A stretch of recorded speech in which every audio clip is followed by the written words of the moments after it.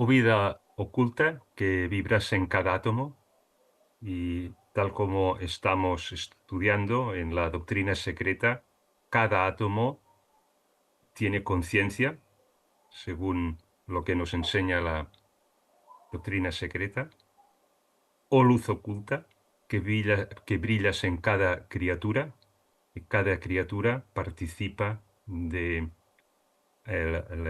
los principios manas y con la misión de unirlos a Buddhi y Atma para alcanzar la realización, y eso lo tenemos todos en común. O amor oculto, que todo lo abarcas en la unidad a la cual queremos retornar, y cada vez a medida que evolucionamos somos más conscientes que esa es nuestra misión. Que cada ser que sea uno contigo, con esta unidad, sepa que, por lo tanto, es también uno con todos los demás. Así que veamos, concentrémonos, busquemos aquello que nos une y no aquello que nos separa. Bueno, pues después de esta pequeña deseo, oración, llamadla como queráis, buenos deseos, pues continúo los buenos deseos, deseándolos a todos buenas tardes. Gracias por conectaros. Este es Daniel Gambús. Hoy es viernes 13 de febrero de 2026 y dentro de este curso de Akasha, una teoría integral del todo, de todo, vaya, estamos pues explorando la cosmogénesis. Y bien, ahora ya estamos en la fase final, en el sexto y séptima estancia, y aquí realmente ahora se está, en la sexta estancia estamos cambiando del sistema, digamos, de la doctrina sobre, porque al fin y al cabo doctrina secreta es eso, es una doctrina, ¿no? El nombre lo indica, acerca de cómo el universo se ha formado en su génesis holística, no solamente en el plano físico, claro, sino en todos sus 7 planos. Estamos en el sexto estancia en la que se hace la transición al- a la evolución de los ciclos del hombre, o sea, de la cadena terrestre. Hoy veremos el segundo verso, espero que el tercero, quizá no, ya veremos. Ya empieza en este verso, en el tercero, a hacer el cambio, pero sobre todo será en el cuarto y quinto versos de la estancia sexta que haremos la transición a la cadena planetaria Tierra. Continuará ello con el séptimo estancia, que será como una transición, un puente a la antropogénesis, el segundo volumen de la doctrina secreta, que en principio no es intención tocarlo en este curso. Bien, vamos a ver un pequeño resumen de lo que hicimos, porque como cada 2 semanas a mí no me... Creo que es bueno repasar muy por encima, someramente, lo que se ha visto y un par de reflexiones, porque hubo un debate interesante, creo yo, y que voy a recordar para a ver si alguien quiere añadir algo más. El primer verso, lo veis aquí, por ejemplo, esta era la última lámina, el primer verso, por el de la sexta estancia, hablando de nuestro mundo, su crecimiento y desarrollo. Bien. Por el poder de la Madre de Misericordia y Conocimiento, Kuan Yin. Kuan Yin es el aspecto, en definitiva, dejando de lado el origen budista de esta deidad con minúsculas, ¿no? Tal como entiende las deidades el budismo, en este caso chino. Aquí, en este contexto, es el aspecto femenino del logos. ¿Eh? Entonces dice la triple, y la triple luego en la explicación lo explica más, es el triple aspecto, o sea, la triple, para no repetir aspecto, la triple perspectiva del aspecto femenino de Logos como madre, como esposa y como hija. Lo estuvimos viendo. O sea, podríamos leer, por el poder de la Madre Misericordia y Conocimiento, el aspecto femenino del Logos, que es madre, esposa, hija de, y este término de aquí es el aspecto masculino del Logos, que reside en este término de aquí, Kuan Yin Tien, lo dijimos que era la voz divina, tal como lo comenta Elena Blavatsky. Se aplica alegóricamente, atención, siempre hablamos alegóricamente, al término voz, a un aspecto femenino del logos, o sea que efectivamente se corresponde a un aspecto femenino del logos. Y la analogía que se hace es la del pensamiento, en este caso, claro, hablamos del pensamiento divino o la ideación cósmica, que sería como el aspecto masculino del logos, y entonces la voz del cual surgen las huestes de voces, o sea, toda la manifestación la voz es la expresión del pensamiento. Y esto es, la analogía es como nosotros funcionamos también. Tenemos nuestro pensamiento y cuando lo articulamos en voz es cuando empezamos a ponerlo en obra, ¿no? Le puede seguir una obra física, o sea, quiero decir una acción, ¿no? Pero es el término este de voz, del cual surgen las huestes de voces. O sea, es una expresión del pensamiento que en sí es mudo, el pensamiento divino mudo, a través de la palabra. Entonces, en definitiva, este aspecto de voz, este campo de actuación, es la habilidad de convertir el pensamiento divino en algo concreto, ¿no? O sea, la manifestación, ¿no? Ah, el hijo, bueno, entonces dice Foat, que es el aliento de su progenie, aliento, ya lo habíamos dicho en la estancia uno y 2, creo que era la uno, que ya habla de el aliento, aunque ahí no cita todavía a Foat, ¿no? El hijo de los hijos, o sea, presenta aquí a Foat como hijo de los Dianchoans, de los siete primordiales, de las siete primeras manifestaciones de la cosmogénesis, ¿no?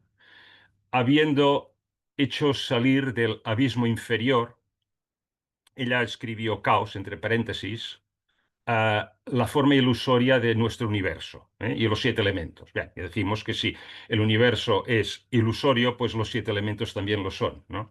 Y entonces el abismo inferior fue interesante el debate, creo yo, y os animo a hacerlo siempre que veáis algo que está mal, que parezca que esté mal, o que queréis apuntar algo, por favor levantad la mano y si yo no lo veo ya lo dirá Clarisa. ¿eh? Eh, mm, Precisamente Clarisa, ¿no? hizo el apunte de que primero la manifestación surge de los planos internos, los más elevados o sutiles, ¿no? Y a los planos externos, o sea, los más bajos y densos, ¿no? Y esto es incuestionable, esto es así, lo venimos viendo a todo lo largo de las estancias que hemos estado explorando juntos hasta ahora, ¿no? Entonces, las manifestaciones en los planos inferiores, ya lo hemos visto, estos son como sombras de la manifestación de los planos superiores o más internos, ¿no? O sea, esto ya, como he dicho, se ha presentado varias veces. Aquí, este texto es correcto. Ella eligió decir abismo inferior simplemente porque en este contexto de este primer verso, en el comentario, no en el comentario, perdón, en el verso mismo, se focaliza esta manifestación que va de lo interno a lo externo, o sea, de los planos superiores en cascada a los inferiores, pues focaliza este primer verso en los planos inferiores. Y vamos a ver en el desarrollo de los próximos versos por qué la focalización es aquí. A ver, cada vez que nos focalizamos en algo de los planos inferiores, por supuesto que esas emanaciones en los planos inferiores vienen de los planos superiores que son como sus prototipos, sus esencias, ¿no? Y incluso estas esencias, estos prototipos de los planos superiores, al final son la unidad, con lo cual todo es ilusorio, incluso lo de los planos superiores. Pero, en fin, es bueno ir repitiéndolo de vez en cuando, sobre todo cuando nos perdemos en el laberinto de analizando o explorando cosas de los planos inferiores, pero tampoco hace falta decirlo a cada vez, ¿no? pero porque siempre entendamos pues que detrás de todo está la unidad, incluso cuando hablamos de los 7 elementos, todo surge del elemento uno, ¿eh? Y, y esta tabla de aquí no es de la doctrina secreta, creo que lo dije, pero si no, que quede claro, que no es de la doctrina secreta, y viene de Pablo Sender, que la utilizó comentando este verso, ¿no? De la estancia 6, ¿no? Yo le he escrito a Pablo Sender, pero mi correo electrónico debe ser uno entre cientos de miles que debe recibir cada día. Ya contestará, espero, algún día, y entonces os lo diré, ¿no? Pero lo encuentro muy apropiado y además liga con lo que sigue en la verso 2 y en el verso 3 por un motivo muy importante. Lo digo porque hay otras clasificaciones en la que aparece aquí en el quinto nivel, en lugar del éter, ¿no? En lugar de aquí. Pero antes de comentar más, creo que Clarisa querías decir algo más, ¿no? Al respecto. Bueno, estás diciendo que el diagrama este es de Pablo Sender, Sí, ¿sí? sí, sí, Pero correcto. arriba pones diagrama de HPV. Ah, pues eso es incorrecto, eso es verdad. Pues eso es incorrecto. Sí, sí, sí, porque es que siempre siempre lo he puesto así por defecto y no había puesto. Pues mira, esto tiene razón. De todas maneras, esto lo pongo temporal porque cuando Pablo Sender me conteste, esto puede cambiar. Bueno, espero que conteste y si Sí. no, intentaré contactarle por WhatsApp, que a veces va mejor que esto. Sí, sí, así es. Entonces esto tiene que ir un poquito más para arriba. Se ve entero, ¿eh? Ay, perdón. Esto entonces va aquí, perdón. Perdón. Ah, bueno, porque le has movido el... Sí, sí, Vale, claro, porque he vale, movido vale. para Sí, centrarlo. Vale. Entonces, a ver, yo he mirado en el Theosophy Wikipedia, que además ha sido él y Michelle, que lo están trabajando mucho, están haciendo un trabajo enorme. Y él habla de la otra clasificación. La otra clasificación primero dice que todo es un elemento, en realidad, ¿no? Pero luego, claro, la manifestación, ¡pum!, se desarrolla en 7 elementos. Lo vamos a ver con más detalle en este segundo verso y sobre todo en el tercero. sí, Pero estas clasificaciones ponen normalmente a Kasha aquí en el quinto, ¿no? Y veréis por qué está el espacio Akasha. Aquí esta clasificación la encuentro muy conveniente para lo que sigue en el segundo y tercer verso. Pero os pido el beneficio de la duda y volveremos a ello. Pero, Geda, creo que quieres decir algo, ¿verdad? Sí, quería hacer una aclaración o que me lo aclaren a mí. A ver, Este, lo que estudia Pablo Sender sí. es el diagrama de HPV, o sea que el diagrama no es de él. Yo, Bueno, ah, sí, tú lo sabes, reconoces este diagrama y sabes que la fuente que utiliza Pablo Sender es no sé, HPV. lo que yo sé es que él siempre, lo que menciona cuando habla del diagrama, porque he Sí, escuchado charlas respecto a eso, sí. se basa en el diagrama de HPV, se pero basa no en, sé. pero no es este. Ah, bueno, está Bueno. bien. Entonces, gracias por la Sí, aclaración. sí, sí, sí. En todo caso, él lo utiliza, vamos a dejarlo en cuarentena y veréis que el hecho de poner el espacio Akasha aquí es muy conveniente para lo que viene luego. Y luego hay una reflexión de fondo también, que es esta, ¿no? Que, a ver, estas clasificaciones son relativas y dependen del contexto en que estén. Yo no soy muy partidario de listas cerradas, de escalas Day, ¿no? Como nos tiene acostumbrado la teología del catolicismo dogmático. Hay, según el enfoque de esa noción que se está explorando, ah, hay una clasificación u otra y todas tienen su parte de verdad. Porque estos términos metafísicos están más allá de nuestra mente racional y el poner listas así cerradas, digo, no, los 7 elementos son estos y así, sí, pero en este contexto. En otro contexto varía el enfoque y varían los elementos. No es que sean distintos, pero que presentan otros aspectos que enriquecen ese contorno que estamos intentando acotar con nuestra comprensión, ¿no? Y esto es un trabajo de fondo, creo yo, de Elena Blavatsky. No sé hasta qué punto lo hizo expresamente o no, pero en la doctrina secreta se tocan conceptos generales y hay muy pocos conceptos que vayan muy a fondo, fondo. Bueno, en parte yo supongo que era su manera de ser. Su manera de ser muy, muy especial, digamos. Pero también yo creo que hay otro motivo muy importante. Y es que ella hablaba sobre todo no desde su raciocinio, porque entonces presentaría listas cerradas de cada uno de las nociones, porque los 7 elementos son estos y punto y no hay discusión. ¿No? Lo presentaría así. No, ella no habla. De hecho, por ejemplo, cuando habla de los planos cósmicos, habla del plano uno y del plano 2. Y que yo sepa, a nivel de diagrama, solamente aparece una vez. En el diagrama ese, en que compara la cábala, o sea, el árbol de los sefirots, ¿no? Con los globos de una ronda de la cadena terrestre, ¿no? Por ejemplo, y encima hay un triángulo y los 3 planos superiores, ¿no? Pero, bueno, pero sí, sí, claro que toca el plano uno y el plano 2, ¿no? Porque sobre todo cuando habla en el proemio, cuando habla en la estancia uno y 2 habla de ello, ¿no? Pero casi por negación o por una abstracción, pero sin entrar porque no se puede entrar a fondo, ¿no? En estas cosas porque no, ni tenemos vocabulario ni alcanza nuestra abstracción hasta ese punto, ¿no?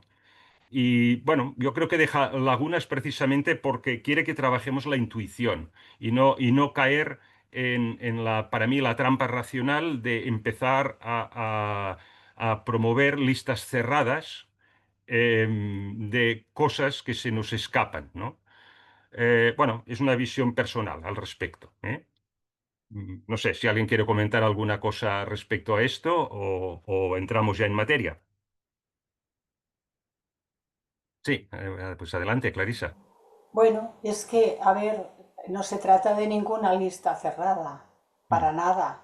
mm, Pero si nosotros comenzamos por Atma, que tú lo tienes aquí puesto arriba del todo como principio y de ahí para abajo, mm.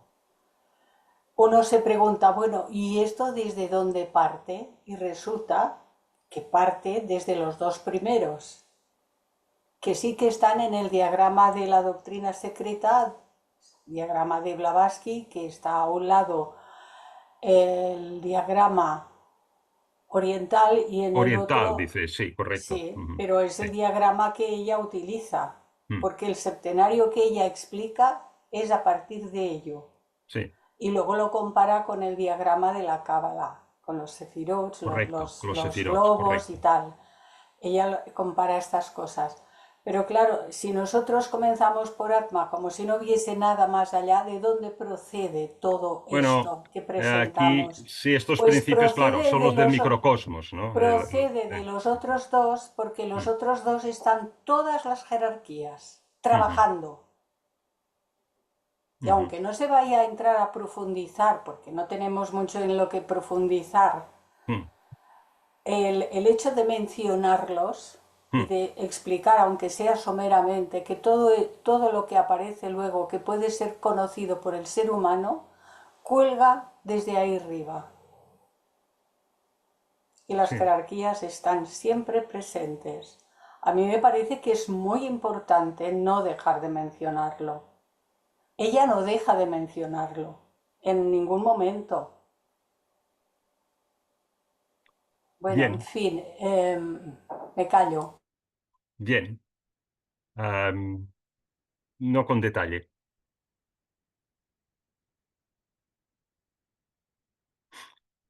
Muy bien. ¿Alguna cosa más? Muy bien. Pues si no hay más, pasamos al segundo verso y continuamos. Entonces, el segundo verso dice, el veloz y radiante uno produce los 7 centros Laya, contra los cuales nadie prevalecerá hasta el gran día, sed con nosotros. Y asienta el universo sobre estos eternos fundamentos, rodeando a Xian con los gérmenes elementales. Vale. Bueno, pues primero de todo, el veloz y radiante uno. ¿eh? Se refiere, a mi entender, a Foat, ¿no? En todo caso, se refiere a un principio, esto está claro, ¿no? Y cuando hablamos de los planos más elevados y se describe su separación, claro, esta separación ya sabemos que no es cierta, y menos allí, en esos planos elevados, ¿no? O sea, cuando separamos la jerarquía de seres de Foat, por ejemplo, diciendo que Foat es el hijo de las jerarquías de seres celestiales, bueno, esto es una forma alegórica de hablar, ¿no? Y esto es muy, muy importante. Y volvemos al tema este de la intuición, ¿no? Que el lenguaje propio de la doctrina secreta es alegorías, correlaciones, correspondencias, no un silogismos lógicos que hasta cierto nivel ayudan, por supuesto. ¿eh? Y, y claro, además, mientras no tengamos una mente especialmente intuitiva, lo mejor que podemos hacer es tenerla bien amueblada racionalmente, porque al menos podremos discernir aquello que nos conviene de lo que no nos conviene para la evolución espiritual, ¿no? Pero esta forma alegórica de hablar es constante en la doctrina secreta y promueve a ese momento dado de tener esa convicción, tener esa fe de dejarse guiar por la intuición, y ello lleva a alegorías, a correspondencias, a correlaciones, ¿no? Y eso es muy, muy importante en la doctrina secreta. En todo caso, Foat se manifiesta a través de la actividad de las jerarquías de seres celestiales, ¿no? Y así que Foat y la jerarquía superior son la misma entidad. Y también redundo en decir que al final todo es la unidad, con lo cual es así, ¿no? Pero, claro, como estamos aquí abajo, tenemos que ir desmenuzando y viendo en la manifestación, en el laberinto de la manifestación, cómo se refleja como sombras esos patrones de los planos superiores, o sea, de los planos internos, ¿no? Que se desarrollan hacia los planos más externos, más densos. Entonces, decía que, bueno, que para mí creo que con los comentarios que siguen luego está claro que el veloz y radiante uno se refiere a Foat, ¿no? Pero, bueno, hay una palabra, Deva, ¿no? Digamos, los dioses con minúscula del panteón de los Vedas, que etimológicamente significa el que es radiante, ¿no? Y como aquí dice radiante uno, bueno, cabe la posibilidad, ¿no? Que se refiera a Deva. Pero bueno, como he dicho, ahora vamos a ver en los comentarios que siguen que al menos Elena Blavatsky lo interpreta como Foat, yo creo que correctamente, ¿no? Así, en tal caso, lo que se está diciendo aquí es que Foat es el que produce los 7 centros Laya. ¿Mm? Muy bien.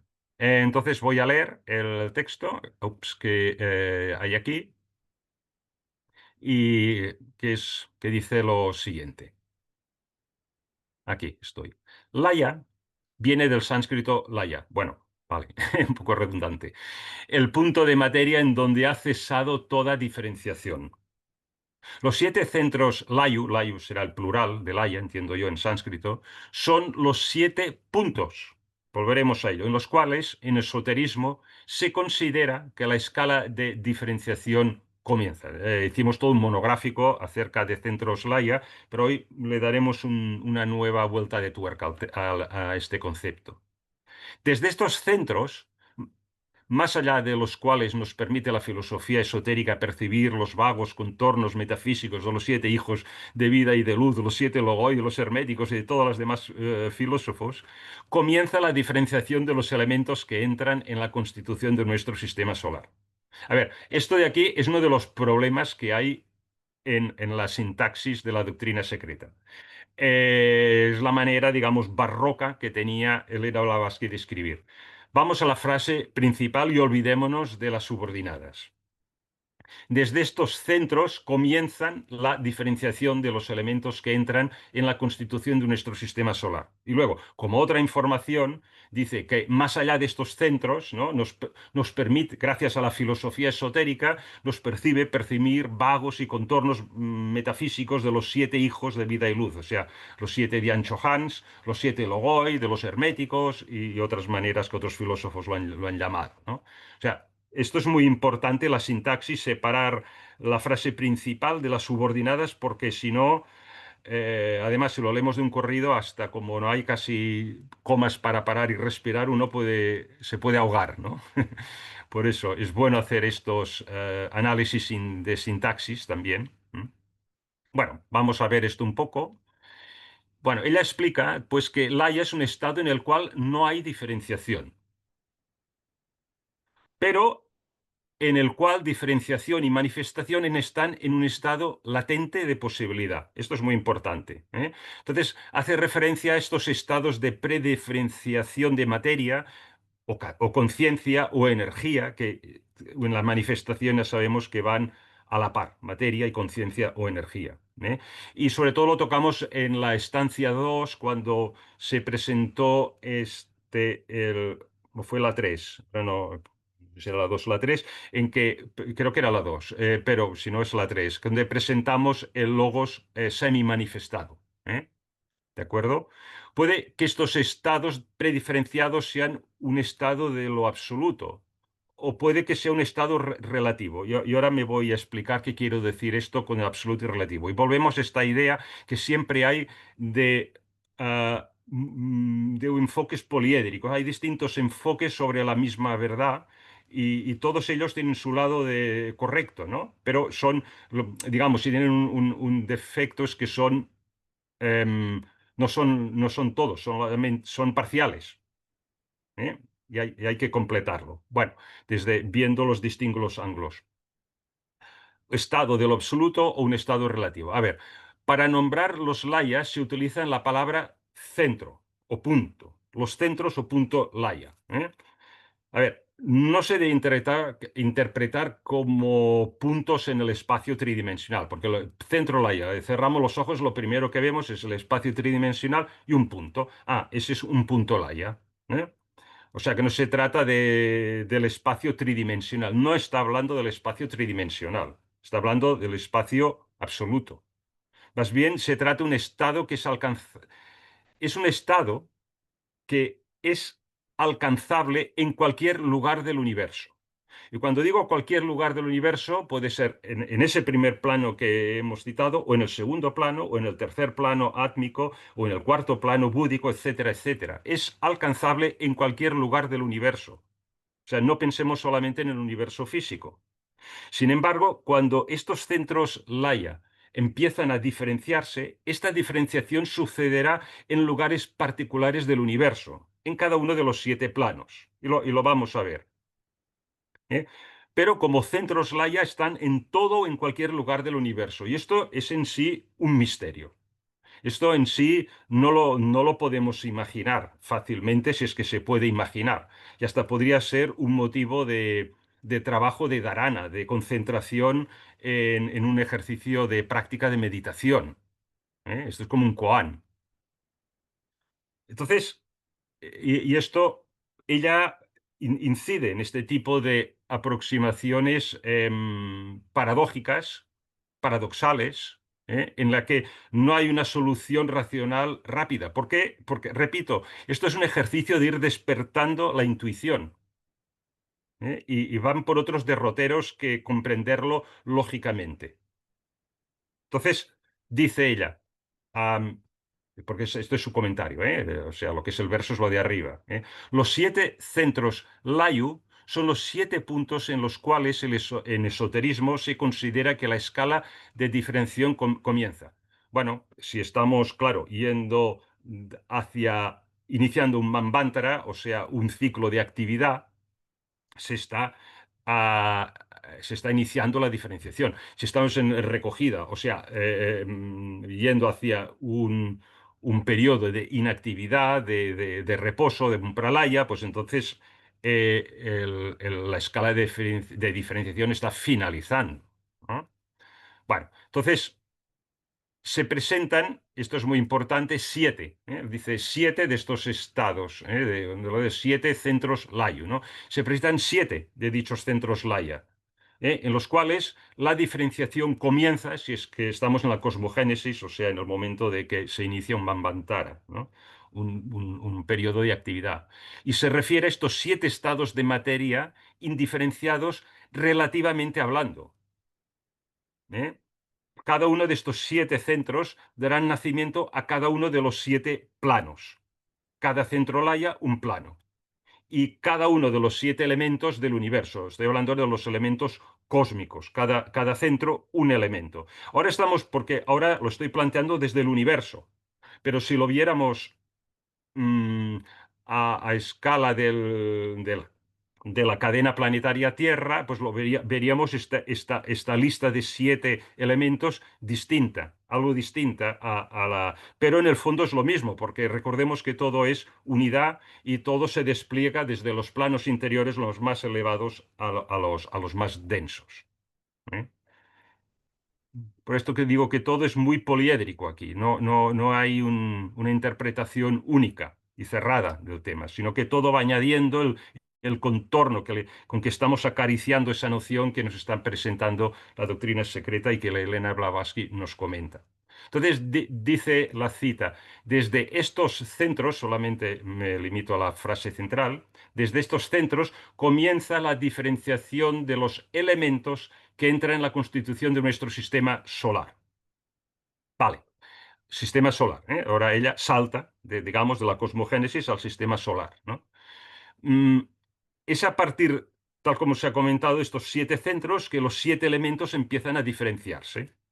Entonces, eh, en cuanto a los 7 logoi, que comenta aquí, los 7 logoi, los 7 Dian Chohans, si estamos hablando del sistema solar, los solares, etcétera, ¿no? Para cada sistema, Elena Blavatsky comenta que son seres celestiales que están más allá de los planos manifestados, más allá de los 7 elementos, en definitiva. Y es lo que dice aquí, ¿no? Dice, más allá de los cuales nos permite la filosofía esotérica, o sea, lo que estamos explorando, esta tradición de pensamiento, de filosofía esotérica, percibir los vagos contornos, claro, vagos porque no tenemos suficiente capacidad abstracta para verlos en todo su contorno, los vagos contornos metafísicos de los 7 hijos de vida y luz, los 7 logoi de los herméticos, los 7 Dian Chohans del sistema solar, que en esta jerarquía que estábamos comentando están por debajo de los 7 primordiales, los 7 primeros, los del cosmogénesis, ¿no? Y de todos los demás filósofos, otros lo llaman con otros nombres, ¿no? Entonces, lo que creo que está aquí diciendo Elena Blavatsky es que todo lo que pueda haber más allá de los 7 planos manifestados, estemos en el plano que estemos, para nosotros es una abstracción de lo absoluto.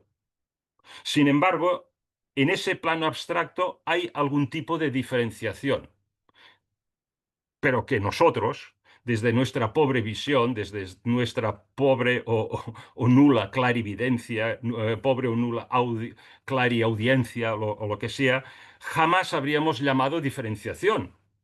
Pues porque para nuestros sentidos y para nuestro entendimiento nos parecen indiferenciados. Bueno, pero en ese punto nos dice hay algún tipo de entidades, algún tipo de vida y por lo tanto algún tipo de diferenciación, ¿no? Y para poner una analogía, otra vez podríamos pensar, por ejemplo, en el reino animal, en los búhos, que están capacitados para ver de noche. Y para lo que nosotros, los humanos, es oscuridad, para los búhos es visión suficiente como para volar y coger esas presas, ¿no? Pero no solamente tenemos que pensar en visión, también con la audición, ¿no? Están los murciélagos que pueden volar en una habitación a oscuras sin chocarse con la pared, porque continuamente van enviando esos ultrasonidos que cuando rebota y les vuelven a los oídos, pues les dice exactamente a qué distancia está el obstáculo de la pared y como que esa audición la unen al nervio óptico, visualizan internamente, como en una pantalla visual, esos sonidos, que pertenecen a la audición, no a los ojos propiamente dichos, ¿no? Entonces, estos ejemplos son solamente para, otra vez, analogías, para explicar que aquello que para nosotros es oscuridad e indiferenciado en estos planos abstractos, para un ser celestial superior hay diferencia y hay vida. ¿Cuál? No estamos capacitados, no somos búhos, somos seres humanos, no podemos ver en la oscuridad. Y por esto estamos haciendo esta exploración juntos para un poco a poco ir desarrollando esto. Bueno, aquí la noción que se transmite es que estos 7 centros Laya son el origen de los 7 elementos y de los 7 planos, en definitiva, y que Foad produce estos 7 centros Laya. Entonces, continúa aquí un segundo comentario interesante que he querido añadir y es el siguiente. Cuando se dice que FOAT produce 7 centros Laya, ello significa que, para propósitos formativos o creadores, la gran ley, los teístas la pueden llamar Dios, detiene o más bien modifica su movimiento perpetuo, digamos absoluto, en 7 puntos invisibles dentro del área del universo manifestado. Que no, repito, no pensemos solamente en el físico, o sea, en el espacio tridimensional, sino en el espacio de cada uno de los 7 planos de la manifestación. Y entonces una cita del Catecismo Oculto, aquí. El gran aliento hace en el espacio 7 agujeros en Laya, para hacerles girar circularmente durante el Manvantara, durante el ciclo de actividad que se está iniciando.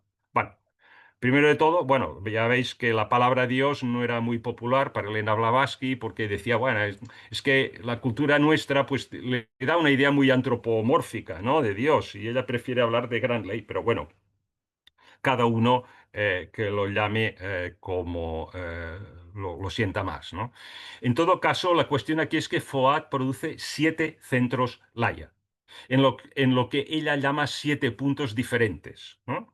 Y esto confirma la interpretación de que el veloz y radiante uno se refiere a Foad, al menos la interpretación que Elena Blavatsky hace y que nos transmite. Pero recordemos que no se refiere a puntos concretos en el espacio, ojo, el espacio tridimensional nuestro físico, sino que se refiere a 7 puntos de sustancia indiferenciada que darán origen a los 7 elementos diferenciados. ¿eh? Entonces, para describir cómo sucede esta transformación, Elena Blavatsky dice que Foad modifica el movimiento perpetuo que existe en el universo absoluto, en el espacio absoluto, más allá de nuestro espacio físico, en estos 7 puntos invisibles, invisibles porque no podemos percibirlos nosotros con nuestras capacidades, para que surjan como elementos que formarán el universo manifestado. ¿eh? Y por esto ella lo corrobora con esta cita del Catecismo Oculto, diciendo, el gran aliento, aquí, el gran aliento hace en el espacio 7 agujeros en Laya para hacerles girar circularmente durante el Manvantara. Bueno, ya en la estancia 1 y 2 se vio el gran aliento, que es un aspecto del absoluto, que en el universo manifestado se transforma en Foad y eso aparece más en estancias posteriores, ¿no? Entonces, este gran aliento Foad cava en el espacio, como podemos ver un pico y una pala, allí 7 agujeros que se convierten en los Laya, ¿no? Para hacerles girar circularmente durante el Manvantara. Esto es muy interesante, ¿no? Porque la idea que se quiere transmitir con esta alegoría, otra vez estamos hablando de alegorías o estamos hablando de cavar, lo cual no tiene sentido en estos planos absolutos, pero es la manera que podemos entenderlo con esta alegoría, ¿no? Es que tenemos el estado Laya como un todo, como una totalidad. Y entonces Foad cava 7 agujeros en este estado Laya. Yo creo que es una forma muy interesante, ¿no?, de describirlo, porque aquello que es indiferenciado está rellenando. Fijaros, aquello que está indiferenciado está rellenando todo el espacio absoluto. Y aquello que llamamos sustancia o materia son agujeros. Aquello que nosotros llamamos sustancia o materia son agujeros que están en este espacio absoluto lleno de sustancia indiferenciada, ¿no? Entonces, claro, ¿qué es aquello que llamamos materia en realidad? Vacío, vacuidad, ¿no? Y esto, claro, nos lleva, pues, no sé, desde la noción del átomo que está vacío, según la mecánica cuántica moderna, ¿no? Prácticamente no hay corporeidad en el átomo cuando lo desmenuzas. O nos puede llevar a la noción budista, de que, ¿os acordáis? Bueno, habréis oído seguramente que vacuidad es forma y forma es vacuidad, ¿eh?, que dice el budismo en una de sus enseñanzas, ¿no? Bueno, desde este punto de vista, aquello que constituye materia en realidad pues es un agujero en el espacio, ¿no? Algo así como burbujas, ¿no? Es como, no sé, como champán y ahí están las burbujas y ahora pues desde la botella del champán pues vertemos un poco de champán en la copa, salen ahí a relucir las burbujas y esto es el nuevo universo. Pues nada, chin chin y un brindis al nuevo cosmos, ¿no? Bueno, es una forma de visualizarlo alegóricamente, ¿no? En resumidas cuentas, y para no perdernos con tanta alegoría y tal, es que Fuat, gracias a su habilidad de producir movimiento, especialmente movimiento en espiral, tal como se vio, por ejemplo, en la estancia 5 versos 1, aquí lo tengo, pero yo creo que no hace falta ir allí. ¿Os acordáis la espiral, por ejemplo, bueno, es igual. Eh, Cambia el movimiento del gran aliento que retiene la sustancia en el estado indiferenciado, cambiándolo ese movimiento eterno, perpetuo, en un movimiento en espiral que provoca la diferenciación. Y esto es lo que Elena Blavatsky parece indicar cuando escribe que Fuad detiene o más bien modifica, ¿eh? Su movimiento perpetuo en 7 puntos invisibles dentro del área del universo manifestado. Bien, ya vamos acabando este primer verso. Bueno, vamos ahora por la mitad ya. Cuando acabemos haremos una pausa para lo que queráis aportar, pero como siempre, si tenéis algo que decir, levantáis la mano y lo hablamos y escuchamos la aportación. Bien, la parte central del segundo verso, después de haber comentado que Foad produce los 7 centros Laya, es que contra los cuales, centros Laya, nadie prevalecerá hasta el gran día, sed con nosotros, y asienta el universo sobre estos eternos fundamentos. Vale. Bueno, primero, el gran día sé con nosotros ya se presentó, ¿no? En estancia anterior y que se refiere al punto en el cual todo el universo se disuelve de vuelta a la unidad perfecta, a ese estado de descanso, al estado de ser uno con todo, de ser uno con nosotros, ¿eh? O sea, el gran pralaya, si estamos hablando del cosmos, o un pralaya parcial, si estamos hablando de una galaxia, de un sistema solar, de la cadena planetaria que sea, ¿no? Bueno, en todo caso, al llegar a este punto, todo el universo o todo el sistema que estemos hablando está en estado de laya. Los 7 centros Laya seguirán existiendo hasta que todo el universo se convierta en un gran centro Laya. Es como decir, todo vuelve a la unidad. ¿Vale? El universo, pues, está cimentado en estos 7 centros. Y ella comenta, voy a dejar un momento de lado la cita de Milton, la leo luego, solo intento siempre leer primero lo principal para no perdernos. Ella comenta al respecto. 7 de estos centros neutrales, Laia, son pues producidos por Foad, el cual, cuando estimula la materia a la actividad y a la evolución. El cual estimula la materia a la actividad y a la evolución. ¿De acuerdo? Entonces, bueno, hay 7 centros neutrales. Es interesante, aquí utiliza la palabra neutrales, porque los centros Laya son sitios o estados de materia en los cuales la polaridad está positiva, negativa, o sea, la dualidad no es posible. Son centros neutrales, queriendo decir que la sustancia no está polarizada en los centros Laya. ¿Eh? Entonces, el comentario sigue afirmando que Foad estimula a la materia, a la actividad y a la evolución en estos centros neutrales o Laya.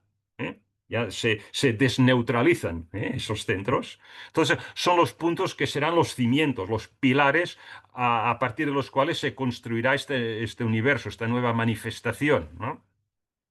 Entonces, veis este diagrama, bueno, y ella cita a Milton en una de sus obras, dice, perfectos cimientos son establecidos para sobre ellos construir, se entiende, el universo, ¿no? Etcétera. Bueno, el comentario sigue, bueno, entonces, sí, este diagrama, que no está en la doctrina secreta, esto es para ilustrar, ¿eh? Eh, tomemos el plano inferior, por ejemplo, este de aquí. Imaginemos que esto es el plano físico y que esto es el plano astral. ¿Eh? Em, el subplano más elevado del plano físico sería este de aquí, entre la raya gruesa y la primera raya delgada, ¿no? Vale. El subplano más elevado del plano físico sería el verdadero subplano atómico. Y recordemos que la palabra átomo significa etimológicamente no divisible. Entonces, cuando la ciencia moderna llamó a las partículas elementales átomo, lo hizo porque pensaba que eran partículas que no podían dividirse. Y que fue 1887-88, ahora no me acuerdo bien, se publicó la doctrina secreta y en ella Elena Blavatsky criticaba esto, diciendo, no, no, los átomos son divisibles. Y fue en 1897 que Thomson dijo, ahí va. Pero si este átomo que nosotros nos pensábamos que era indivisible, salen unas cositas que se llaman electrones y que tienen carga negativa. Ahí va, ¿cómo es esto posible? ¿No? Pues sí, son divisibles. Oh, claro, nadie dijo que Elena Blavatsky tenía razón, porque no las seguían, ¿no? Pero bueno, veremos luego que William Crookes, otro científico, sí que era incluso teósofo y trabajó en estas cosas. Resulta que lo que llamamos átomo en realidad sí que es divisible, con lo que llamarlo átomo es un error etimológico. Bueno, pero ya nos entendemos. Elena Blavatsky se negó a llamarlo átomo y lo llamó molécula. Y decía, bueno, cuando la ciencia descubra que son divisibles, verán que hay átomos que salen de la molécula. Elena Blavatsky, pues, llamaba molécula a lo que la ciencia de su época llamaba átomo. Pero bueno, ya nos entendemos. El caso es que porque es que he traído este diagrama a colación, es que la idea es que en el subplano más elevado del plano físico, o sea, este de aquí, están los verdaderos átomos, los últimos e indivisibles átomos físicos. La física cuántica se está aproximando a ese subplano. Los científicos cada vez van penetrando más y más en el mundo de las subpartículas hasta un nivel que incluso la palabra partícula no parece correcta, sino que esas partículas pierden su corporeidad y pasan a ser campos de energía cuántica. ¿Eh? Pero de momento no hay mejor palabra que encuentren que esto, campos cuánticos. Entonces, bueno, los científicos pues se están aproximando a un estado en el cual las no sé cuántas veces serán subpartículas, serían indivisibles. Y esto sucedería en este séptimo subplano en el cual estarían estas partículas fundamentales e indivisibles. Bueno, quizá la teoría de las cuerdas, que también la vimos en su día, se acerca a esta noción. Queda por ver. Entonces, en todo caso, sabemos que la teosofía dice que hay siempre 7 subplanos en cada uno de estos 7 planos del universo. Entonces, el primer subplano, el de abajo, pues es el más denso y siempre será el que presenta el estado más sólido de la materia propia de ese plano. Aquí hay otro que sería el astral, lo mismo, la materia astral más sólida, etcétera, etcétera, para arriba. Vale. En el caso del plano físico, para entendernos, el primer subplano sería el de los sólidos, la roca, pura y dura. Luego vendría el segundo subplano, que sería el de los líquidos. Luego vendría el tercero, que sería el de los gases, ¿no? Con cada vez con más libertad de movimiento, ¿no? Y el cuarto subplano, este de aquí, pues sería la ciencia ha descubierto y lo llama plasma. Por ejemplo, el Sol está hecho de plasma. Entonces, este estado de la materia se caracteriza por ser un gas supercalentado y ionizado, en el cual, pues, las partículas son iones, protones mayormente, pero no solamente, y electrones están en un estado de sobreexcitación debido al sobrecalentamiento, ¿no? Pero están cargados eléctricamente también, ¿eh? Entonces, la tendencia del salto de un subplano al siguiente superior es que las partículas están cada vez más sueltas, son más libres de movimiento, ¿eh? Y hasta aquí es donde ha llegado la ciencia, ¿no? Entonces, los cuatro subplanos inferiores de un sistema son los que presentan formas. Los tres subplanos superiores, cabe esperar que los tres subplanos superiores pues, sean sin forma, ¿no? Entonces, quizás estas partículas cuánticas no están dando una pista, ¿no? Porque ya os he dicho antes de que ya no pierden la corporidad, ya no puedes hablar de electrones, ya no puedes hablar de protones, tienes que hablar de quarks, pero los quarks también pierden corporeidad, ¿no? Entonces, ya no estarían hechas de pequeña cantidad de materia, sino que constituirían como campos de fuerza o de energía. Por eso para mí, bueno, cuando hablamos de los 7 planos de existencia, sí que el plano físico propiamente es un plano, ¿no? Pero los otros 6 planos, a partir del astral, a mí me gusta llamarlos más campos. Pero bueno, está extendido el nombre planos y en el contexto que hablamos aquí, mejor ceñirnos a la palabra planos, porque si no podemos crear confusión, ¿no? Bueno, desde el punto de vista teosófico, si se llega a descubrir esta hipotética última subpartícula fundamental aquí en este séptimo subplano, lo que se habrá descubierto es el final más bajo del universo, del plano físico. Más allá no hay Dios, como quizá algún entusiasta científico podría estar tentado de creer, ¿no? Sino, ¿qué es lo que viene? Pues el siguiente plano, el plano astral, ¿eh?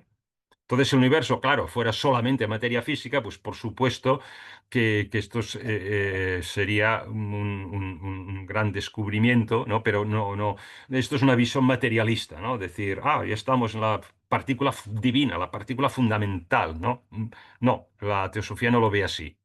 Bueno, la idea en definitiva es que hay 7 planos y que el subplano más elevado de cada uno de ellos representa los 7 centros Laya, que están indiferenciados con respecto a ese plano particular, ¿no?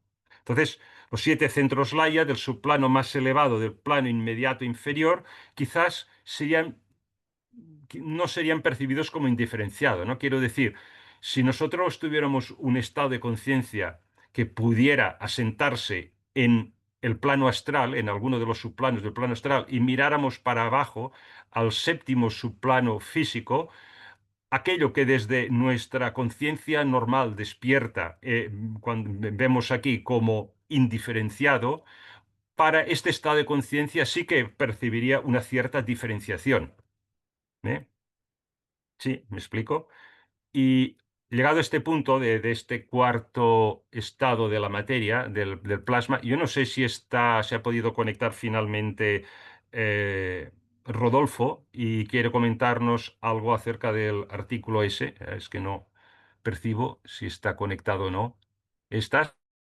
eh, sí, que está Rodolfo. Si quieres comentar algo del artículo es Sí, interesante que colgaste en el chat. Hola. sí. Mira, realmente tú vas muy bien con las definiciones.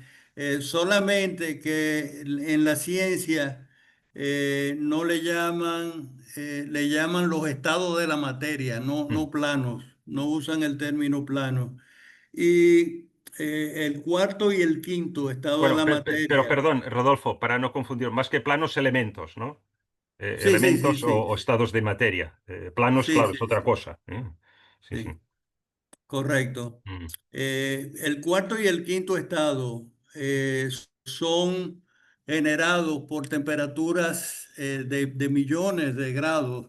mm, El quinto estado, por ejemplo, es el primer plasma que surge con el Big Bang, mm, donde todavía no se han definido las partículas, simplemente es una especie de sopa caliente mm, donde la temperatura no permite unirse a los quarks todavía. Pero inmediatamente después, millonésimas de segundo, después del Big Bang, la temperatura, debido a a la misma expansión creada durante el Big Bang, la temperatura baja a un nivel donde surgen los quarks. Entonces, con esa temperatura reducida del inicio, surgen los quarks y surgen las demás partículas elementales, las partículas, antipartículas, los quarks, los neutrones, etcétera, perdón, los neutrones no, los mm. neutrinos. Neutrinos. Mm, Y de ahí pues el universo se sigue expandiendo, sigue bajando la temperatura, los quarks se convierten en protones, se unen para crear protones, surgen los neutrones y luego surgen, en un momento determinado, surgen los átomos, o sea, se unen a los mm, núcleos ya previamente formados, que son los protones y neutrones, se unen los electrones formando átomos. El mm, primer átomo que se forma es el de hidrógeno y sigue la constitución de la formación de átomos de los tres átomos primarios, perdón, hidrógeno, el helio y mm. el Sí, litio. Esos son los primeros tres que se forman. Son átomos muy básicos con mm, uno, dos, tres electrones solamente.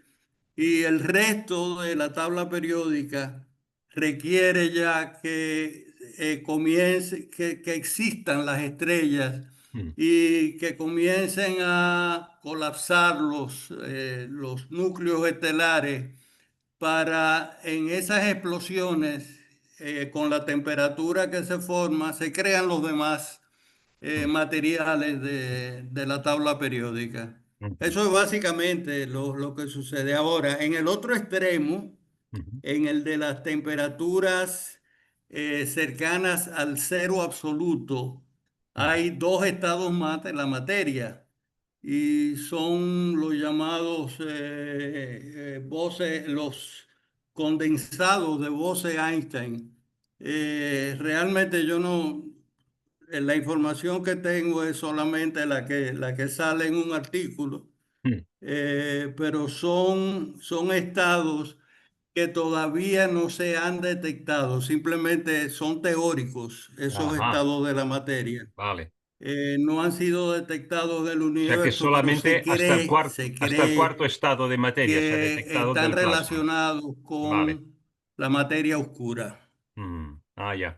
Ya, ya, ya. Hasta ahí es donde yo puedo comentar, Ya, Daniel. ya, ya. Pues muy agradecido y bueno, la ciencia va avanzando, estados de materia, se puede hacer una correspondencia con los elementos tradicionales, ¿no?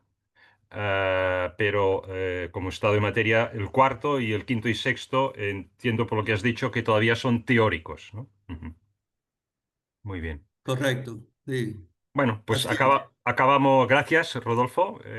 Y si nadie quiere añadir nada más, simplemente acabo el verso y abrimos también el micrófono, si os parece, para lo que queráis oportuno. Entonces, la última parte que nos quedaba es rodeando a Chien Shan con los gérmenes elementales. Entonces, el verso dice que Foad genera estos 7 centros Laya y rodea el universo ilusorio, el Sienchan este, que acaba de nacer con los gérmenes elementales, ¿no?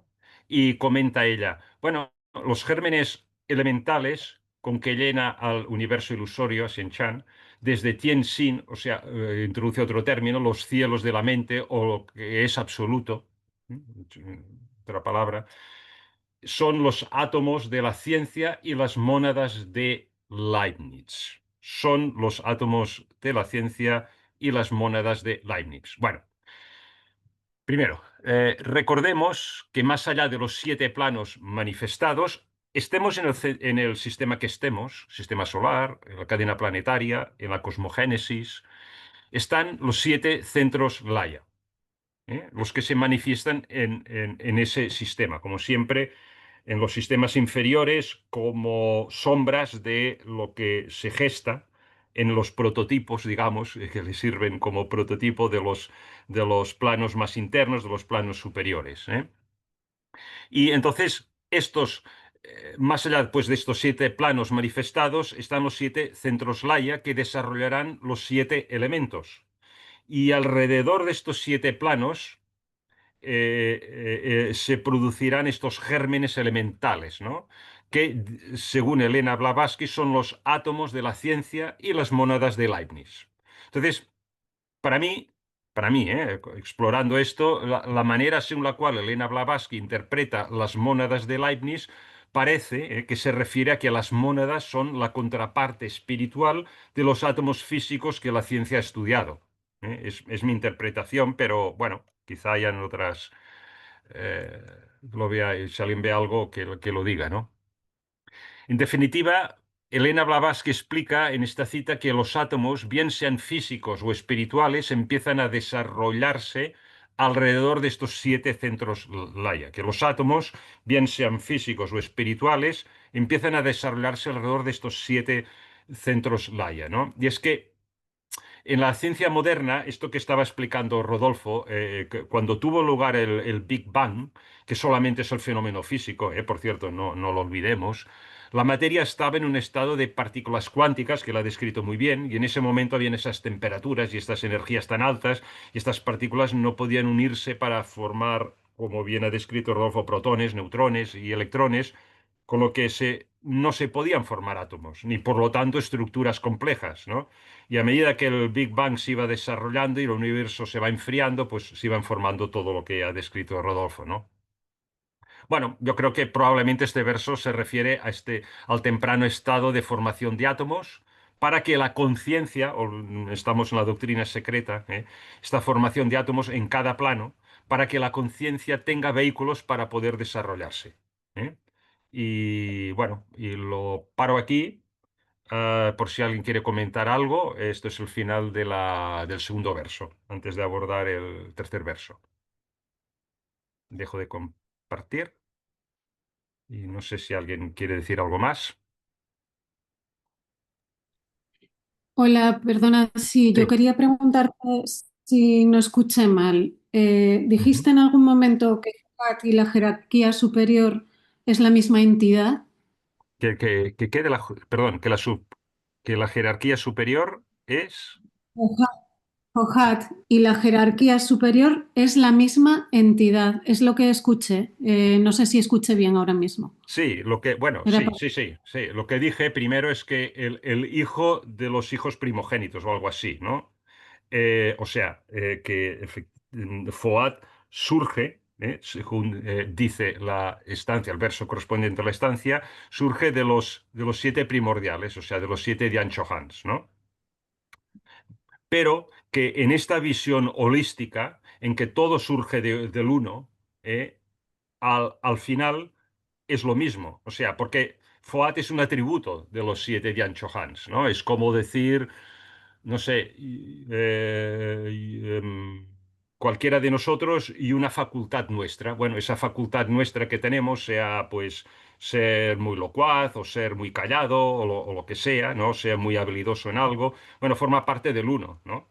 Forma parte de nuestro ser, esa habilidad que tenemos, ¿no? Entonces es un poco esto.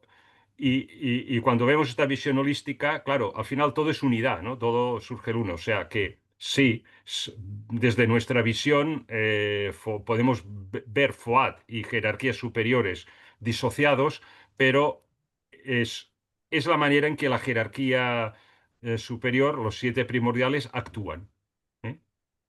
Con lo cual, puedes decir finalmente que es una y la misma cosa, ¿no? Aunque, Vale, es que me dejó, aunque vale, relativamente la podemos disociar una de otra, como hacemos nosotros, ¿no? En nuestro pensamiento relativo. Ujú. es que ¿Sí? me dejó muy... Me dejó muy rayada con lo de la jerarquía superior, porque recuerdo que cuando estábamos preparando el trabajo de Pistis, bueno, lo Sí. tengo aquí delante, hay Ujú. una tabla, el tibetano, ¿no? Se supone que dice esto. El Y maestro hay tibetano. una Ujú. tabla Ujú. que dice textualmente, no se revela aquí a través de qué signo del zodiaco afluye la energía de la primera o duodécima jerarquía creadora. Y en otro lugar de astrología esotérica dice Mm. también que es Piscis quien está relacionado con la primera y más elevada jerarquía creadora y que a su vez esta está relacionada con el tercer rayo de inteligencia despierta. Ujú. Bueno, es un poco, a ver, estas, no sé, primero de todo, yo no estoy familiarizado con estas, con estas visiones, o sea, estos estudios de astrología. O sea, en cuanto al contenido no puedo comentar, pero sí que lo que sí puedo decir es que, ¿os acordáis un momento dado que he dicho, bueno, hay la interpretación relativa y la interpretación absoluta? ¿Eh? La interpretación relativa es ir a los detalles, ver qué es la diferencia entre de atributos de un signo zodiacal y otro y cómo esto tiene unas correspondencias. Esto es la visión relativa y aquí, y entonces está la visión absoluta. La visión absoluta es que rebobinando para atrás, al final todo surge del uno. Y poco a poco, es como si tiraras la película para atrás y ves que Foad surge de los siete primordiales y al final es una cualidad que tienen los siete primordiales, ¿no?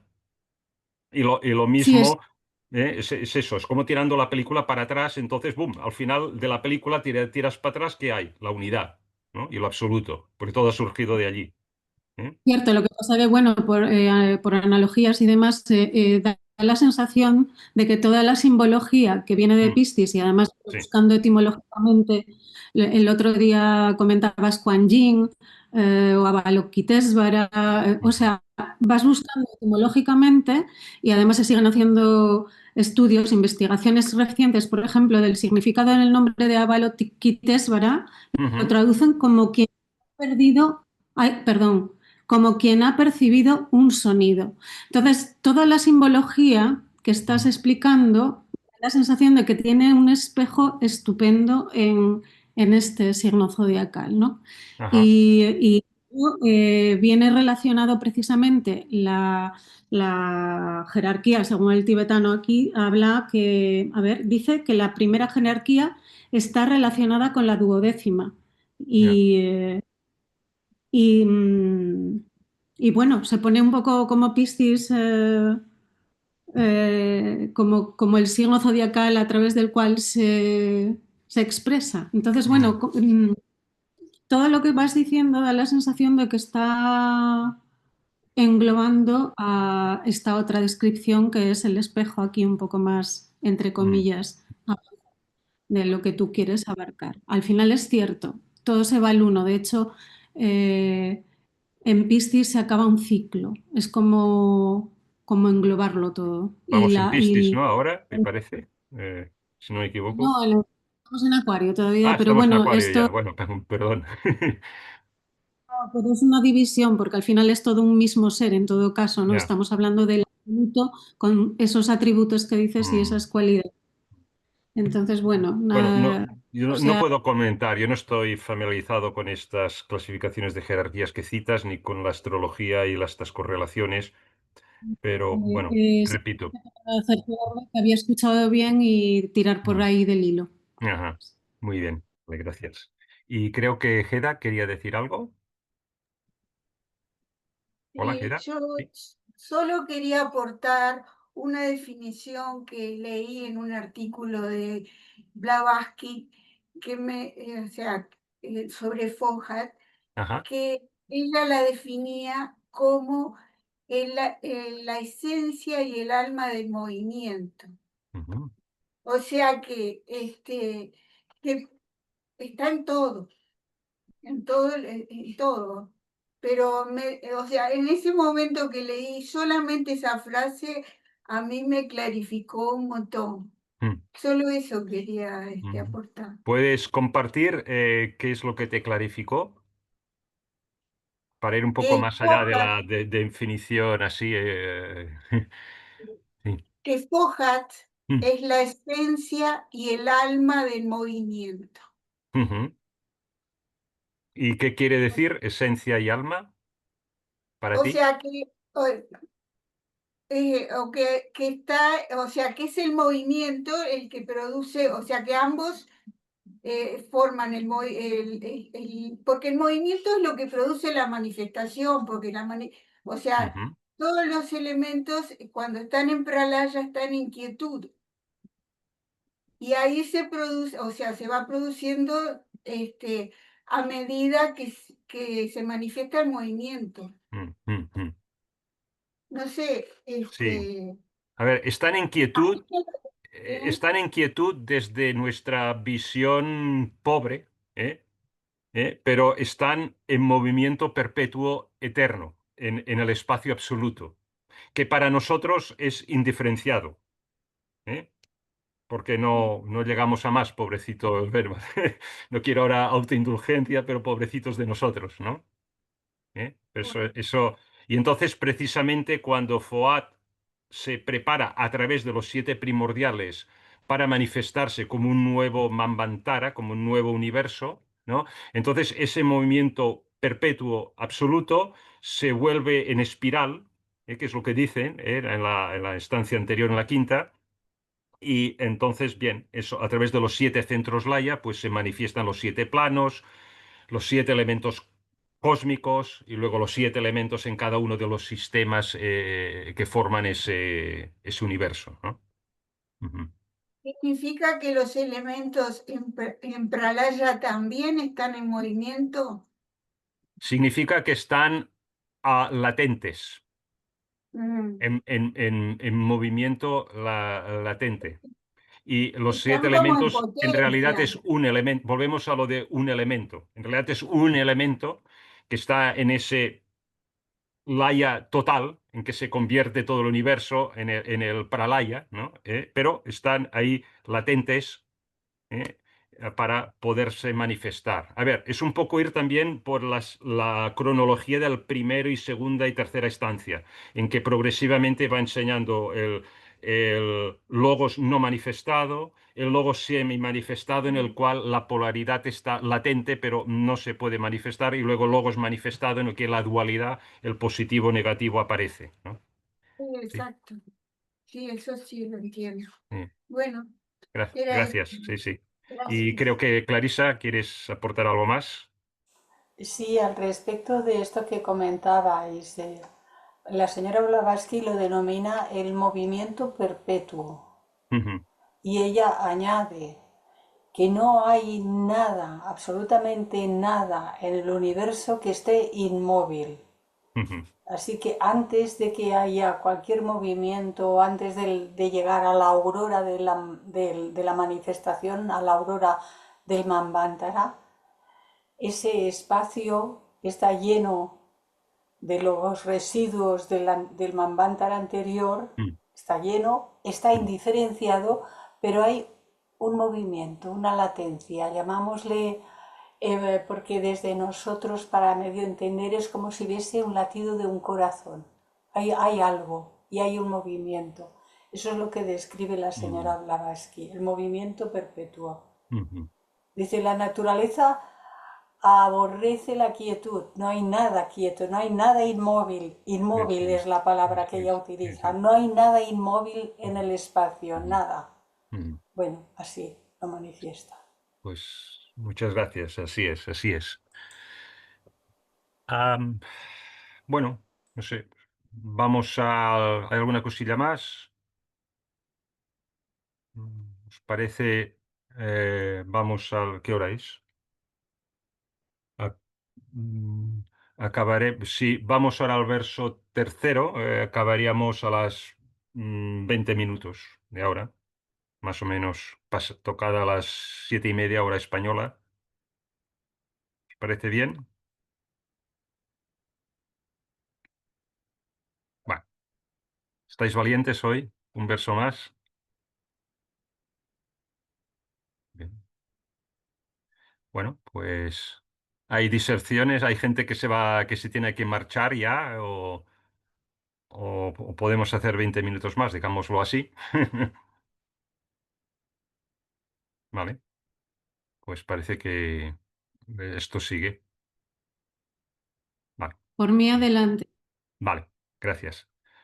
Pues tomo tu palabra, Mónica, como vocal de todos. Vale, entonces el tercer verso es interesante porque dice, aquí habla ya específicamente de los elementos y veréis por qué me pareció bien esa lista de 7 elementos, esa tabla que os he enseñado antes. Perdón, ¿estás aquí? ¿De pasar? Sí. Dice, de los 7 elementos, primero uno manifestado. 6 ocultos, vale. 6 y uno 7. Luego, 2 manifestados y 5 ocultos. 2 y 5 7. ¿Eh? Y es 3 manifestados y 4 ocultos. 4 producidos, 3 escondidos. 4 y un sano, o sea, una fracción revelados. 2 y una mitad ocultos. 6 para manifestarse y uno dejado aparte, muy importante. El séptimo dejado aparte. En última instancia, 7 pequeñas ruedas girando, una dando nacimiento a la otra. Vale. Entonces, a estos 7 elementos, lo primero que se ve aquí es que no se producen a la vez. ¿Eh? Hay un desarrollo gradual de cada uno de ellos. Además, en el proceso de la evolución hay un ciclo hay ciclos para que se vayan perfeccionando a medida que van apareciendo, ¿no? Y vamos a ver la secuencia. La manera como funcionan los ciclos de la naturaleza es que primero se define un proyecto de cómo los elementos serán, o sea, la ideación cósmica, el pensamiento divino, y una vez luego se desarrollan y se van desarrollando, se van presentando en los planos más externos sucesivamente. Entonces, el proyecto empieza a cobrar una forma más concreta. Y en un ciclo posterior, la naturaleza trabaja los elementos incipientes para darles una forma plenamente manifestada, ¿no? Todo ello se va desarrollando gradualmente, en ciclos, tal como nosotros evolucionamos también gradualmente, ¿no? En ciclos, ¿no? Todo está en correspondencia y, y uno es el espejo del otro, ¿no? Entonces el tercer verso describe cómo los elementos se van formando, uno después de otro. Entonces, bueno, cabe destacar que después de la manifestación del cuarto elemento, cuatro producidos, tres escondidos, cuatro y una fracción revelados y dos y medio ocultos, ¿no? Se manifiesta una fracción del siguiente, del quinto, ¿no? Y el resto del quinto todavía no se manifiesta. Y otra curiosidad de esta primera parte aquí que he resaltado en amarillo del verso es que el séptimo elemento, dice el verso, es dejado aparte, ¿no? Ello quiere decir que en realidad el séptimo elemento nunca es realmente manifestado. Recordar del verso anterior que se comentó que el séptimo elemento es la síntesis de los otros 6, cuando se enseñaba el verso anterior, no, de los 2 versos anteriores. Eh, sí, el primer verso, me quiero decir, la tabla de los 7 elementos. Que el séptimo elemento es la síntesis de los otros 6, ¿no? En esta tabla, de la fuente Pablo Sender, como os he dicho, indicaba que el elemento superior a nivel cósmico, estamos hablando a nivel cósmico, porque el verso todavía era a nivel cósmico, era espacio o akasha. Es decir, espacio akasha es el contenedor y el espacio es el contenedor de todo, ¿no? Consecuentemente, el séptimo elemento no se manifiesta realmente como tal, ¿eh? No se manifiesta de la misma forma que los otros 6, sino que los contiene. Este es el motivo por el que a mí me pareció esa manera de presentar los 7 elementos muy, muy, muy, muy apropiada para lo que le sigue aquí. Por esto os decía que todo está de alguna forma ligado. Y a veces, bueno, a ver, pueden haber interpretaciones incorrectas, ya estamos explorando juntos, pero a veces también dadme el beneficio de la duda, porque cosas que parece que no se entiende el sentido, pues cobran sentido posteriormente, ¿no? Bueno, entonces ella comenta, aunque estas estancias se refieren a todo el universo después de un Mahapralaya, o sea, después de una destrucción universal, lo dice en plan dramático, ¿no? Sin embargo, esta frase, como puede ver cualquiera que se ocupe del ocultismo, se refiere también, por analogía, a la evolución y formación final de los 7 elementos primitivos, aunque compuestos de nuestra Tierra. Hasta aquí, poco a poco ya veréis que va haciendo el salto a la Tierra, ¿no? Porque estamos en el momento de transición en la cosmogénesis. Bueno, en todo caso, Elena Blavatsky aquí con este comentario está haciendo una transición de lo universal a lo particular. Ya cita la Tierra, ¿no? Entonces, si estos elementos los interpretamos abstractamente, lo expuesto se puede aplicar a todo el universo. Claro, porque abarcar el universo con sus 7 planos para nosotros es abstracto. ¿Eh? Si lo expuesto se refiere a algo más particular, entonces el texto se refiere a la tierra nuestra. ¿Eh? Y espero que ya después de haber hecho tantas veces el salto de lo universal a lo particular, pues ya vamos adquiriendo un poco de agilidad y no nos perdemos cuando saltamos de un sistema cósmico a un sistema particular, como por ejemplo la tierra nuestra, ¿no? Entonces, este comentario seguramente fue escrito por Elena Blavatsky a causa de que 4 elementos y fracción, 4 y fracción de elementos manifestados, ¿no? Porque ese, porque ese es el particular estado en que se encuentran los elementos aquí en la Tierra y ahora, ¿no? Entonces, a partir de este punto veréis que las estancias se empiezan a referir a lo que está aconteciendo aquí en nuestra Tierra. ¿Eh? Vale. Y pero todavía haciendo un salto de un lado y el otro de la valla. ¿Eh? A ver, aquí, continuando, estamos todavía en la primera parte que va a dar de sí, del tercer verso. ¿Eh? Comenta ella, ningún mundo y ningún cuerpo celeste podía ser construido en el plano objetivo, sin que los elementos hubiesen estado ya lo suficientemente diferenciados de su ilus primitivo, ahora veremos, ilus, bueno, quiere decir materia o sustancia primordial, pero ahora lo hablaremos, o sea, indiferenciada, quiero decir indiferenciada, ilus primitivo, reposando en Laia. Leo otra vez. Ningún mundo y ningún cuerpo celeste podía ser construido en el plano objetivo sin que los elementos hubiesen estado ya lo suficientemente diferenciados de su ilus primitivo, reposando en Laia. O sea, el plano objetivo, lo primero, lo que dice el plano objetivo, se refiere al plano físico. Y la palabra ilus es griega, sí, y quiere decir esto, materia indiferenciada, ¿no? En el estado de los centros Laia. En resumen, ¿qué nos dice esta cita? Está diciendo que los elementos en el plano físico nuestro tienen que estar suficientemente diferenciados. No hace falta que lo estén completamente. La diferenciación entre los elementos va sucediendo poco a poco, ¿no? Pasito a pasito, a lo largo de los ciclos evolutivos. En cada ciclo, uno de los elementos alcanza su plenitud de manifestación. Podríamos decir que alcanza la perfección para los condicionantes del ciclo particular, y de todo lo perfecto que puede ser para las limitaciones de este ciclo. Y la naturaleza hará que en el siguiente ciclo el siguiente elemento también alcance esa perfección. Y así sucesivamente a lo largo de la evolución de los ciclos de ese sistema particular. Podemos pensar en la cadena planetaria Tierra. Y ahora lo vamos a ver con detalle en ese ejemplo. Bueno, de hecho, antes de la formación de los planetas, la naturaleza tiene que diferenciar suficientemente todos los elementos, al menos en los planos internos. O sea, necesitamos los planos de la obra que vamos a construir, ¿no? Empezar a construir un edificio sin tener planos, pues esto va a ser un caos, ¿no? Entonces, sigue la cita diciendo, los mundos, incluyendo el nuestro, la Tierra, fueron, por supuesto, como gérmenes evolucionando en un principio del elemento con mayúscula 1, volvemos a eso de esa idea del elemento 1, del cual surgen los 7 elementos, en su segundo estado, el padre-madre, guión, padre-madre, el alma del mundo, diferenciada.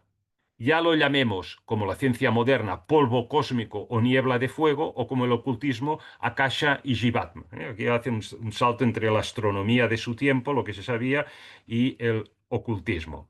De alguna forma, de la formación de los planetas, al inicio de la formación de los planetas, estos eran como gérmenes, como protoplanetas, se diría en astrofísica moderna, ya lo vimos en su día, ¿no? Estas nubes cósmicas que empiezan a girar y en grumos se van concentrando y formando los planetas y el Sol, y así nace el sistema solar, ¿no? No eran mundos todavía, pero son ya estos gérmenes que han evolucionado a partir de la unidad indiferenciada, que es la fuente de todo. Entonces, la segunda fase se pasa por este estado que cita ella aquí de padre-madre, ¿no? Padre-madre. La diferenciación está latente, pero no se manifiesta todavía. Entonces, Elena Blavatsky aquí lo que está diciendo es que la primera manifestación indiferenciada de materia sin forma, lo que podríamos llamar polvo cósmico, como equivalente en el mundo físico, en el plano físico, es precisamente esta segunda fase que ella ha llamado en estancias anteriores, ya, no es la primera vez que lo dice, padre-madre. ¿Eh? Sin embargo, la primera fase es invisible, no manifestada, indiferenciada. En cuanto la diferencia empieza a tener lugar, que sería, alegóricamente hablando, como la materia cósmica en la formación de una galaxia, ¿no? Sea con relación a la formación de la galaxia, un sistema solar o un planeta, es igual, este sería esta segunda fase, el que ella llama padre-madre en los planos superiores, en los planos metafísicos. Entonces, Akasha y Jivatma, lo saca a colación. Akasha, ya lo hemos dicho, es el espacio manifestado en su primer estadio, pero ya hemos visto que es también la materia cósmica primordial, de la cual surgirá, indiferenciada, de la cual surgirá este espacio manifestado y en él, de su matriz, la materia diferenciada, que en el plano físico está relacionado con el polvo cósmico, pero en los planos interiores una sustancia espiritual. Espera, y acabo lo de Jivatma y te paso la palabra, Rodolfo. Jivatma puede ser interpretado de varias maneras. En el contexto de esta cita, Jivatma quizá se refiere a la vida manifestada que animará a todo el cosmos. ¿Eh? Y querías decir algo, Rodolfo. Sí, ese término que usa Blavatsky de niebla de fuego es lo que más Sí. se me parece al plasma original del Big Ah, Bang. sí. Es claro, es que exacto, es que ese polvo cósmico es plasma. Correcto, sí, sí, sí. Era esa anotación que quería Mm. señalar. Muy bien observado. Gracias, Así es. gracias, A Daniel. ti, a ti. Bien, pues la tercera cita que sacado a colación, pero este primer estado de la evolución fue seguido por el siguiente en el debido transcurso del tiempo. O sea, este primer estado de evolución se refiere, si os acordáis, al segundo estado, ¿eh? Eh, como se, como se comentó en su día a propósito del cuarto verso, a este sí que sería quizá importante poner. ¿Os acordáis que en el cuarto verso de la estancia 5, cuando hablábamos de Foat, ¿no? Dicen ellos, esto es bueno, el primer mundo divino está dispuesto, el primero es ahora el segundo. ¿Eh? Y decía, hombre, el primero es el segundo porque el reino del nómino, de las causas primeras, no puede realmente ser numerado o considerado como tal, pues es el reino del nómeno en su manifestación primaria, el umbral del mundo de la verdad o a través del cual la energía directa que radia la realidad una. ¿Eh? Era esto que decía, el primero es el segundo, ¿no? En realidad se refiere a esto. Pero bueno, no tiene más trascendencia esto. Y continuamos.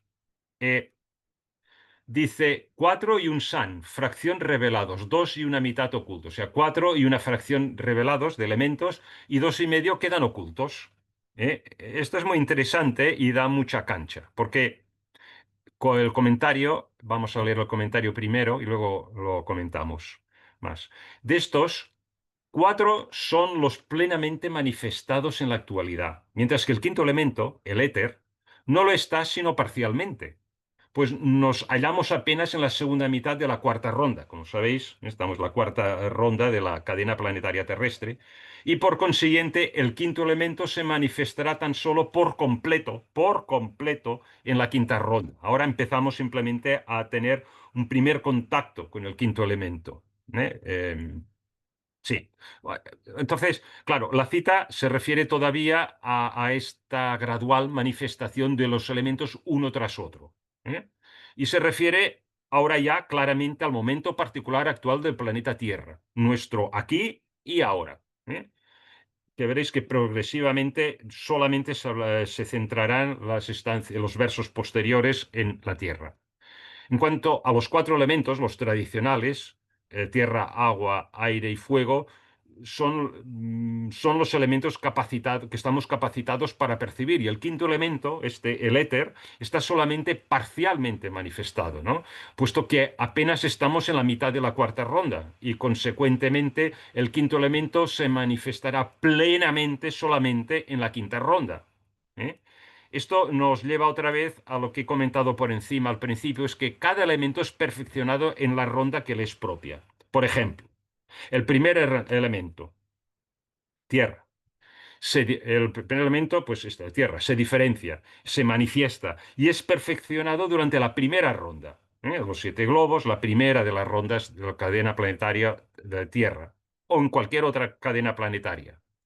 El resto de elementos también sufren un cierto grado de diferenciación en la primera ronda, ¿eh? A ver, pero permanecen en un estado germinal en dicha ronda. Y solamente en la segunda ronda es el turno para la diferenciación del segundo elemento, el agua. ¿eh? O el líquido, si estamos hablando de estados de materia, ¿no? Y así sucesivamente. Estamos en la cuarta ronda, así que el elemento plasma está en el proceso de perfeccionarse. Y bueno, pues empezamos a dominar el plasma y, por ejemplo, la pantalla desde la cual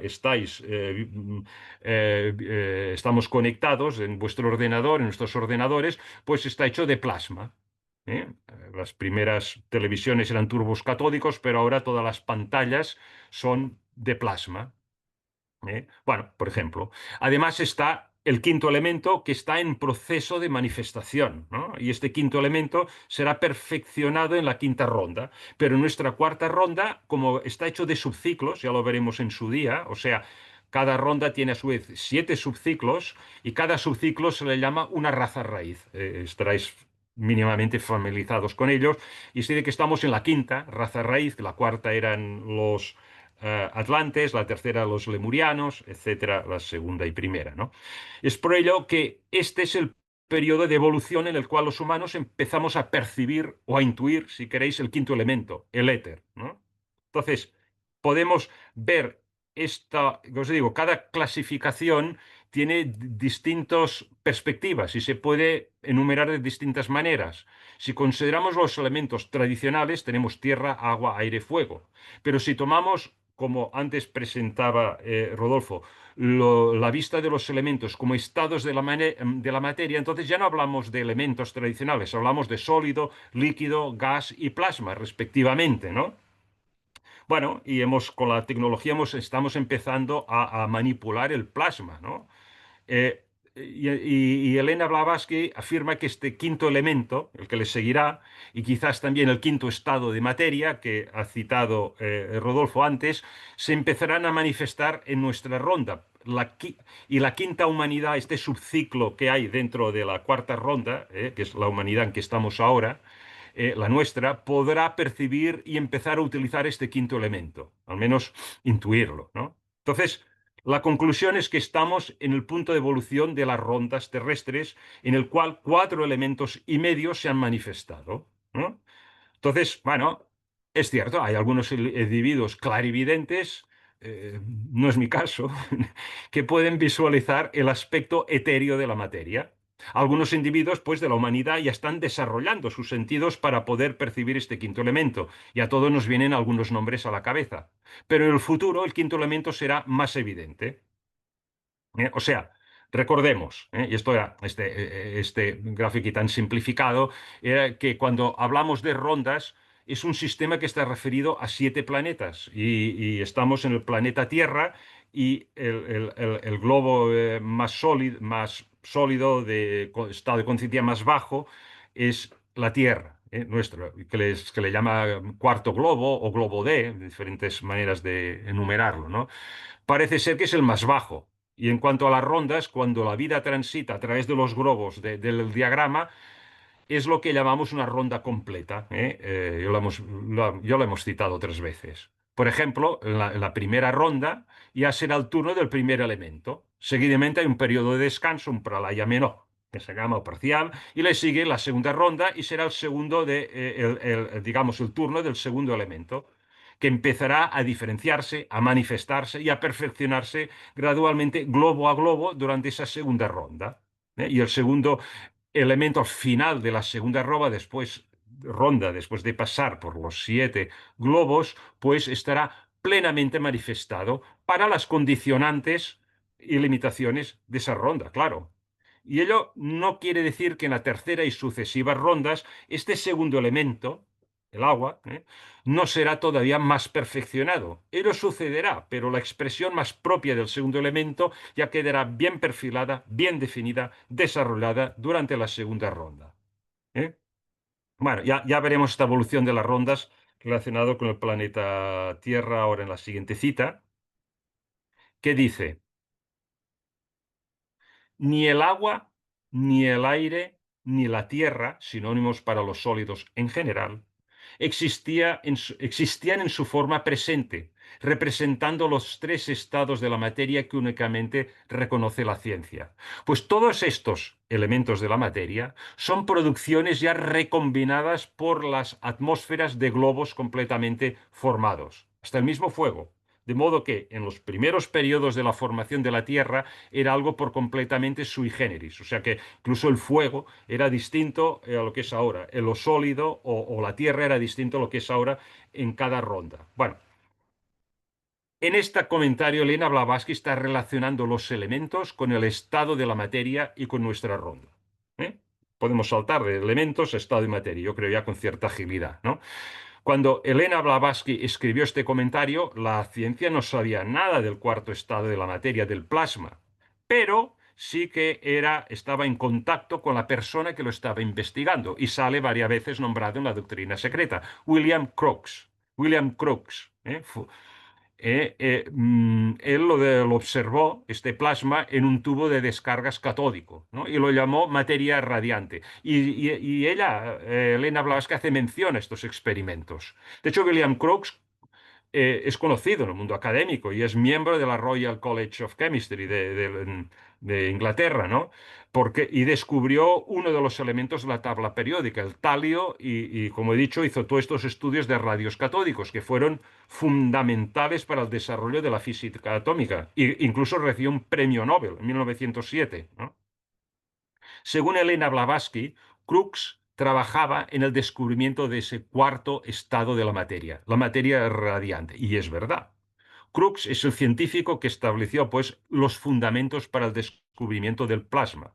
Una decena de años después de la publicación de la doctrina secreta fue cuando él hizo su publicación al respecto. Elena Blavatsky estaba muy al tanto de ello. Básicamente, Elena Blavatsky está diciendo que no solamente los elementos eran diferentes al principio de la creación de la Tierra, sino que los estados de materia, incluso en los estados de materia, eran diferentes.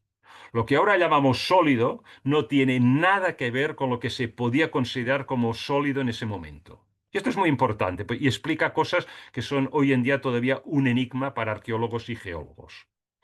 En otras palabras, el planeta Tierra, en su origen, cuando se empezaba a juntarse esa amalgama de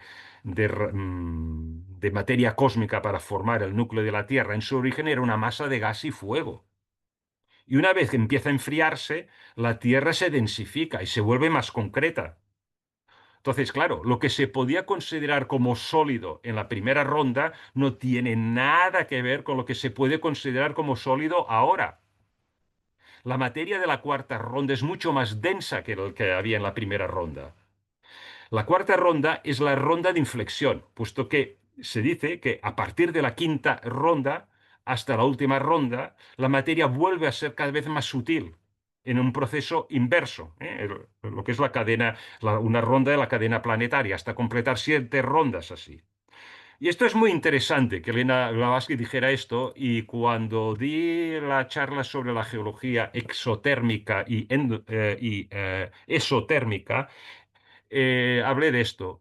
Elena Blavatsky da una pista muy sugerente para entender el enigma de los dinosaurios. A ver, Según la ciencia, los dinosaurios no tendrían que ser capaces de moverse debido a la enorme masa que tienen. Bueno, lo que los arqueólogos dicen es que los saurios vivían en una tierra en la cual había mucha agua y los saurios en el agua pesarían menos, es como los hipopótamos, como dijéramos, ¿no? Y ellos les permitiría moverse. A ver, no parece una teoría muy plausible porque los dinosaurios, si todos los dinosaurios se pasaran la mayor parte de sus vidas en el agua, sus cuerpos de alguna forma habrían desarrollado algún tipo de adaptación, ¿no?, al medio acuífero, que no es el caso en absoluto. Entonces, en biofísica, eh, hay una ley que se llama del cuadrado cubo, ¿no? Que la fuerza de un animal crece más despacio que su volumen. O sea, quiero decir, por ejemplo, yo mido 1,76, ¿no? Ahora imaginaros que crezco en una proporción de 3, ¿vale? Entonces un cuerpo sería un gigante, ¿no? Pues entonces, crecer por 3 quiere decir que la superficie, la piel de mi cuerpo crecería al cuadrado. O sea, 3 al cuadrado, 9. Tendría 9 veces más piel. Pero mi volumen crecería al cubo. Por 20, o sea, sería 27 veces más volumen. Superficie, más superficie quiere decir más área de musculatura, solamente 9 veces más. Pero volumen, más volumen quiere decir, por supuesto, más como la densidad está allí, pues más peso. O sea, 27 veces más peso, pues solamente he subido mi fuerza física para aguantar esa superestructura 3 veces mayor, pues 9 veces. Con lo cual, eso explica por qué un elefante no puede levantar su propio peso, pero una hormiga puede levantar varias veces su peso, ¿eh? Es una ley de biomecánica, ¿eh? Entonces, bueno, pues esto, oye, pues esto no lo ha resuelto la ciencia, ¿no? Bueno, el resultado de esta reflexión es que no hay explicación de por qué los dinosaurios eran capaces de mover su cuerpo. Entonces, bueno, con respecto a este enigma, claro, Elena Blavatsky afirma que los fósiles que encontramos hoy son de cristalización reciente, a medida que la Tierra se ha hecho más y más y más densa. Entonces, los dinosaurios de la ronda anterior, de la tercera, a la nuestra, eran mucho más etéreos de lo que hoy se considera sólido. Así que, según Elena Blavatsky, los dinosaurios no tendrían este problema de la gravedad y del peso de sus cuerpos que tendrían ahora de existir. Se colapsarían ahora con la densidad actual de la materia, ¿no? Entonces, todos estos restos de dinosaurios que los arqueólogos encuentran hoy, al pasar de la tercera a la cuarta ronda, se transformaron en más densos como el resto de toda la materia de la Tierra, ¿no? Entonces, bueno, otro ejemplo sería la madera mineralizada, ¿no? La madera petrificada de árboles de hace millones de años parece un mineral hoy. Entonces, imaginémonos que no hubiera más madera, ¿eh? O sea, que los árboles no hubieran sobrevivido y que solamente pudiéramos encontrar estos restos de madera petrificada. Nos preguntaríamos cómo habría sido posible que los árboles cómo serían los árboles en su tiempo para llegar a ser como rocas ahora, ¿no? No tendríamos ni idea, ¿no? Pero claro, hoy hay madera, y sabemos cómo son los árboles y que eran así, ¿no? Pero se han solidificado también. Esa madera de hace millones de años hoy es un material en forma de roca, ¿no?